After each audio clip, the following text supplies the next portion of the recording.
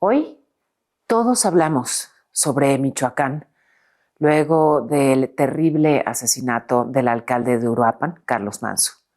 Hace apenas unas semanas aquí mismo te hablaba del asesinato del líder limonero Bernardo Bravo. Destacaba el asesinato de su padre, también líder limonero, también un hombre valiente que denunció las extorsiones.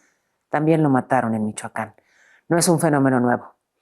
Hace algunos años, cuando terminaba la pandemia 2021, estuve en la frontera para observar el fenómeno migrante. Siempre es importante entender y ver de cerca las oleadas de migrantes que van reconfigurando a la, pues sí, mapa poblacional en México y en los Estados Unidos. Me ha tocado ver oleadas de haitianos, oleadas desde luego de venezolanos, incluso de ucranianos, luego de la invasión rusa.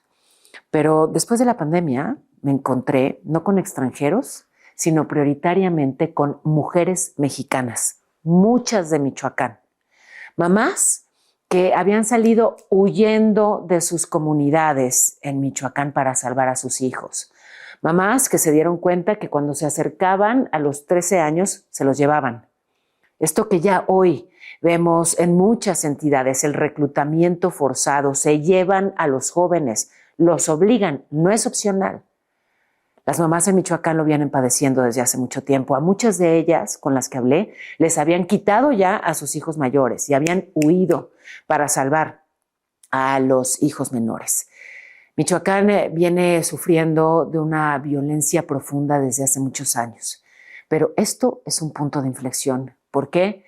Porque está claro, se ha visto en sus calles, en las manifestaciones, en las protestas, que ya no soportan más, que el dolor y el miedo acumulados llegaron a un límite.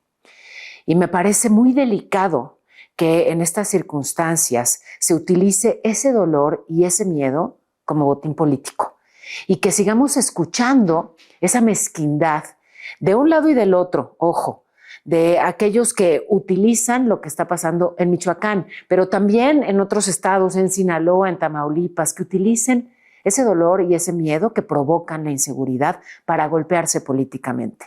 Mal que lo haga el gobierno para señalar a la oposición, mal que lo haga la oposición para golpear al oficialismo. ¿Por qué? Porque quienes hoy están ahogados por las extorsiones, llenos no de miedo sino de pánico, viendo cómo matan a todos a su alrededor o los desaparecen o los amenazan, lo último que necesitan es mezquindad política. Y lo último que necesitan es que haya estos llamados a seguir dividiendo, estos discursos que solamente lastiman y que solamente nos polarizan.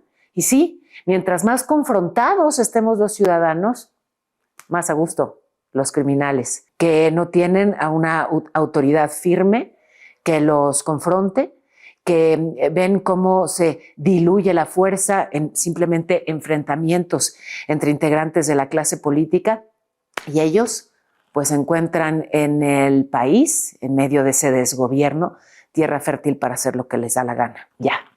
Ya no se puede ni seguir culpando a aquellos que gobernaron hace 15 años o más. Ya no se puede seguir convocando a dividir y a lastimar. Toca ofrecer resultados, toca plantear soluciones, toca modificar o reforzar la estrategia, toca poner al centro a las víctimas. Ya toca. En Voz.